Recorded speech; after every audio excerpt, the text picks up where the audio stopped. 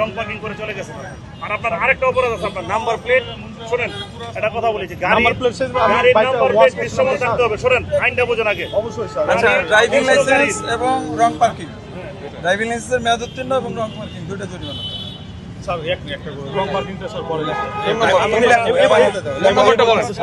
Mobile নাম্বারটা বলেন please. 0741 ভাই কি কারণে মামলা দিলেন ভাই? মামলায় রং পার্কিং করছিলাম। তবে আমরা এখানে সচরাচর করি এভাবে। এর আগে তো পুলিশ কখনো আমাদেরকে এভাবে, কিন্তু এটা নিয়ম নাই ভাই। না নিয়ম নাই। বলেন না, আপনার ড্রাইভিং লাইসেন্স কি ডেট ফেল আছে? হ্যাঁ, শুধু রং পার্কিং না, আপনার ডেট এক্সপায়ার হয়ে গেছে এটা। জি, আরো 2 বছর আগে। 5000। যেহেতু এটা কোর্টে আছে, কোর্ট পরিচালনা করে ফ্রি ফোন ভাই কত টাকা জরিমানা করলেন ভাই?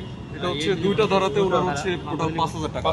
ধারা দুইটা, একটা হচ্ছে 66 আর একটা হচ্ছে এটা হলো 92 প্রথমবার উনি মামলা, একটা গাড়িতে যদি প্রথমবার মামলা হয় সেটা 2500 আসছে ড্রাইভিং লাইসেন্স, যদি দ্বিতীয়বার হয় সেটা দ্বিগুণ আসবে, 5000 টাকা আসবে।